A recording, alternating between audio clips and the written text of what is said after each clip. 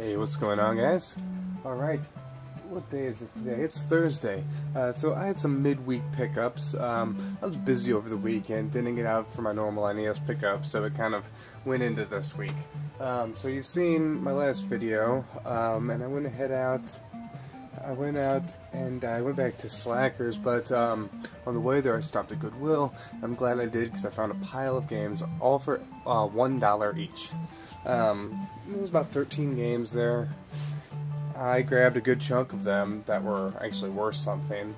A lot of them really weren't worth, anything. Well, they're all worth something to me. And if I had the money, I would have bought them all for $1. But once I start spending, every little bit, that's when I start losing money, and the collection starts becoming expensive. So to keep it as light as I can. And the only reason I bought these games was because some of them were doubles, was because of their value and the fact that they were $1.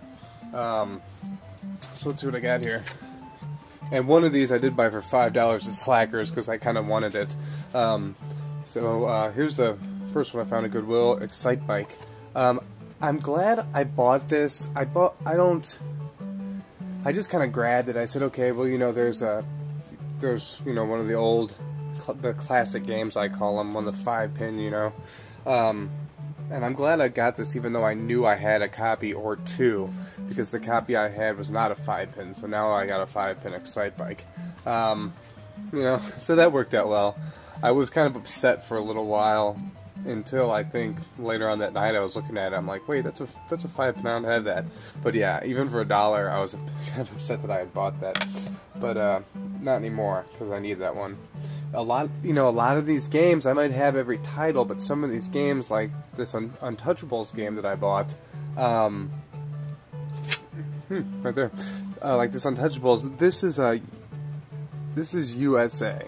Then there's USA-1, which is a completely different cover. I don't know how much I believe the front cover is different, and then the title screen actually is a little different.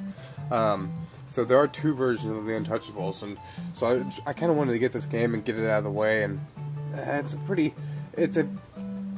it's a tough game, because if they gave you the option to use the zapper and some of the shooting stages, it would have been a lot better. Because just sometimes you'll be playing, and like especially level 3, you got to get the cursor there is no aiming cursor, so you got to kind of guess where you're shooting at, and I mean it gets really unreasonably tough, let's say.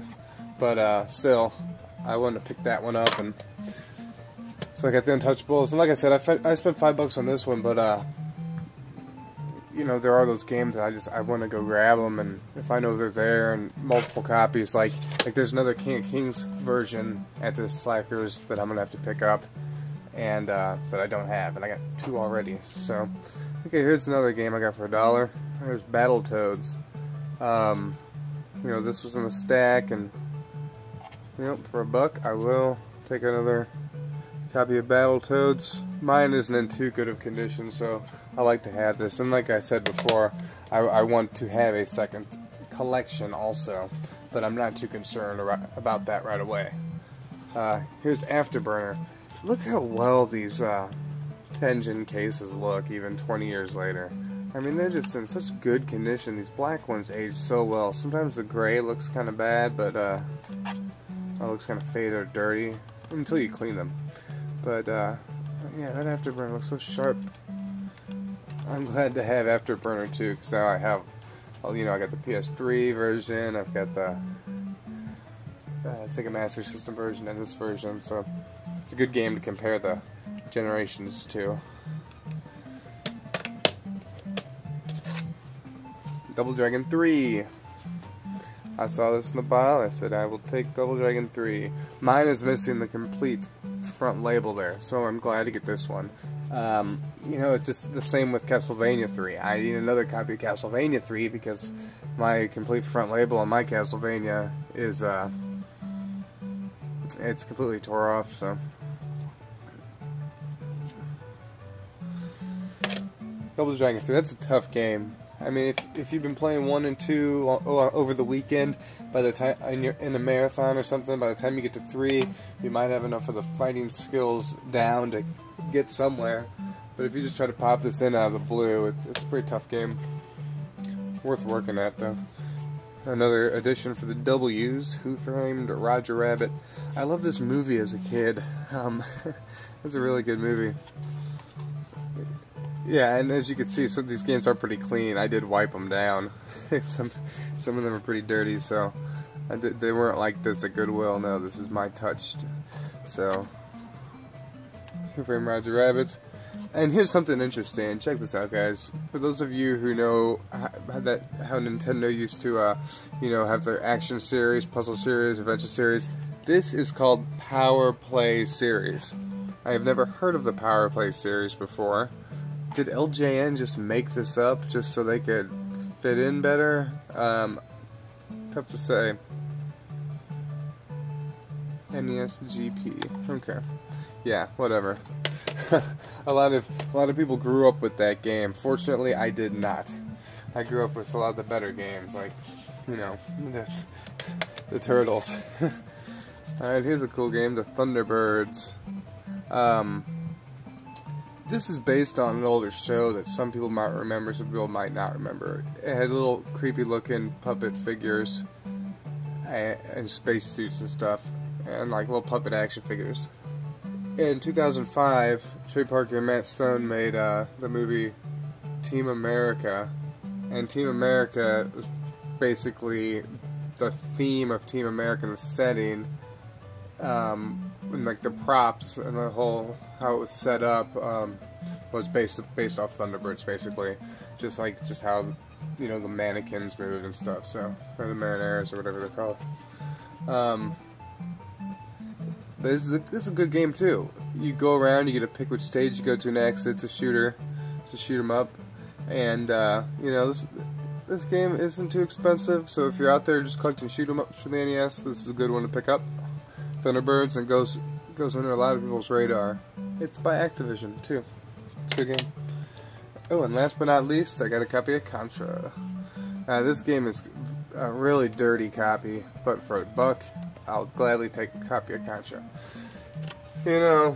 I'll just paying $1 for Battletoads and even Double Dragon 3, and this alone. I love finding games like that cheap, throwing them in the collection, because I keep track of all the prices of my games, how much I've spent on my games, the value of my collection based upon the value I put into it. So whenever I can put a game like this into my collection that's worth $18 to $20 and I only spent $1 on it, that's a really good. It's really good for the numbers, so to say.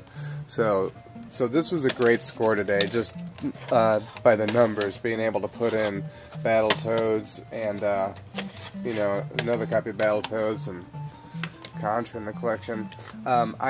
This is the first cart that I actually took apart to clean. I went in there, I had to really polish those pins down, and it still takes a little work of getting it on the screen right, as there was some advanced corrosion on there.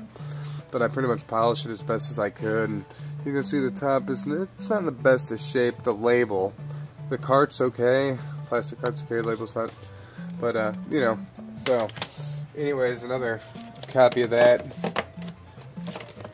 Throw it up in the collection. So yeah, I did 4 more games this time, and I'm gonna have to do a count soon and see where I'm at. But the bagging's going pretty good. We'll just take a look over there since we're right here. So as you can see, once again, all those are bagged. And then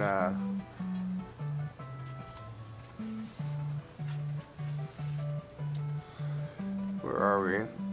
And that's all bagged up there, and then I've got a pile of games over on the couch right now that I'm cleaning. Well, they're all piled up on the couch. So I got these done.